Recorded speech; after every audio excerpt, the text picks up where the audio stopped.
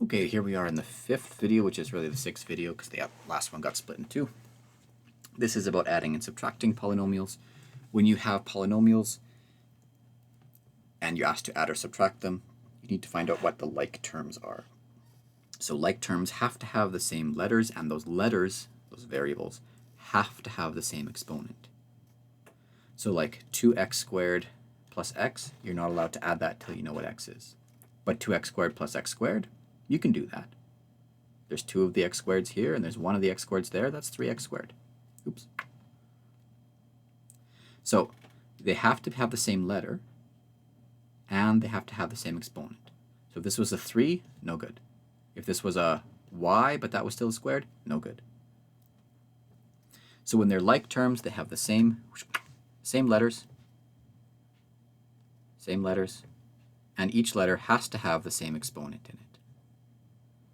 For the unlike terms, there might be different letters, or it might be the same letter, variable, but with a different exponent. So this is just 1w, and that's w squared.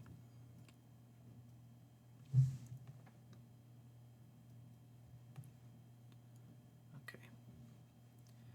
So if we have something like this, negative 5x squared plus 5x minus 2x squared minus 8x plus 11 minus x minus 15, we would find all of the bits that contain x squared. So that one does, and that one does. We would find all of the parts that have just x in them, like that one and that one, and that one. And we would find all of the constants, so like that one and that one, and we would group them together. We can add the coefficients of the like terms.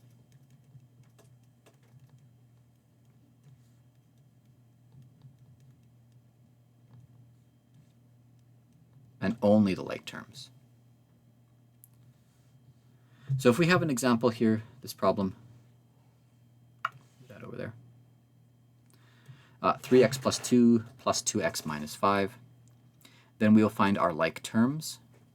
We will find perhaps this 3x and that 2x that we're allowed to add together. So we take 3x and 2x, which is 5x, and we would find the 2 and the negative 5. And 2 minus 5 is negative 3. So we would get 5x minus 3. Do some more examples for you. So here we have negative 3x squared plus 7x plus 3 plus 4x squared minus 3x minus 1. We have one trinomial and another trinomial. Each of them has 1, 2, 3 terms, 1, 2, 3 terms. Each of them has an x squared term. We'll group those together, negative 3x squared plus 4x. Each of them has an x term. And each of them has a constant. So we group them together. We add up the coefficients of just those like terms. So negative 3 and 4 is positive 1. That's a squared. Forgot to write the squared. And that's 1x squared. 7 minus 3 is going to be 4 x's, and 3 minus 1 is 2. And this is the end. This has been added together. It's just this game, plus all of the stuff we had to learn from order of operations from before. So here we'll find all of the q squared terms. We'll find the q terms. There's a q, there's a q, there's a q, and we'll find there's one q cubed. Q cubed is hard to say. And then the constants are the things that haven't been dealt with here. So the q cubed has no one to play with. The q squareds terms, we have 7 and 5, so we get 12. For the q's, we've got negative 3 and another negative 1, which takes us to negative 4, and a positive 6, which brings us back to positive 2. And for the constants, we have a 1 and a 3, both positive, so we're at 4. All we do is we pair these things up, or in groups of however many. that are like terms, we add the coefficients of those like terms. That's it. If we have something like this, 2 times x minus 3 minus 4x minus 3, not only do I have to remember that this is 2x minus 6, so 2 times x is 2x, and 2 times negative 3 is negative 6, but also, this is the most important part, that this negative gets distributed amongst everything in the bracket.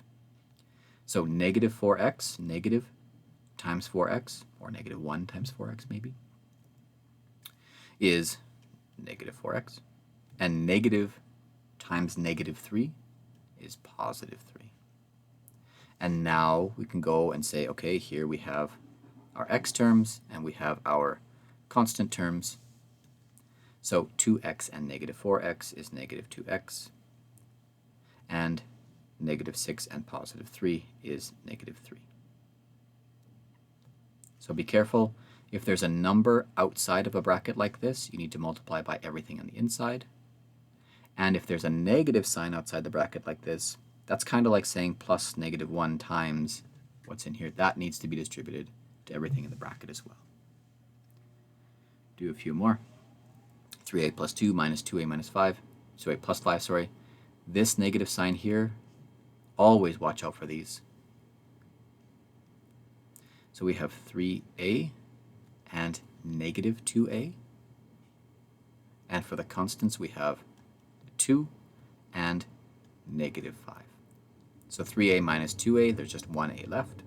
We could write 1a or we could just write a. And 2 minus 5 is negative 3. You could write a plus negative 3, or you could write a minus 3. It means the same. Choose whichever one you like. Here, 2b squared minus 4b plus 2 minus 4b squared minus 4b plus 1. Again, be careful about that negative sign. So for the b squareds, we got 2b squared and negative 4b squared. For the b's, we have negative 4b, and we have negative times negative, positive 4b. And for the constants, we've got 2 and negative times positive 1 is negative 1. So 2b squared minus 4b squared is negative 2b squared. Negative 4b plus 4b, that cancels out. And 2 minus 1 is just 1. That's our final result there. Why did I do that? This one looks like it's going to take forever. 3x squared minus 2x squared minus 1 minus 5x squared minus 2x plus 3 minus 3x. Let's do this in its own video in a moment here. I'll come back. If we have one like this, a plus 3 over 2 plus a minus 2 over 4 minus 3a over 8, in order to add or subtract this, we need to find a common denominator. So to find a common denominator between 2, 4, and 8, you can use that ladder technique you may have seen before. So divide by 2, we get 1, 2, and 4. The common denominator will be, once we have run out of, once we've reached all ones at the end here, so we try to divide all 3 of these by something. If it doesn't work, we just carry the number down. If we reach a 1, we're at the end, we just forget about it for the rest of the time. So 2 times 2 times 2 is 8. Although I'm hoping that everybody watching this video sees a 2, a 4, and an 8, and they say the common denominator is going to be 8. So we would have to write this over 8, which means that this is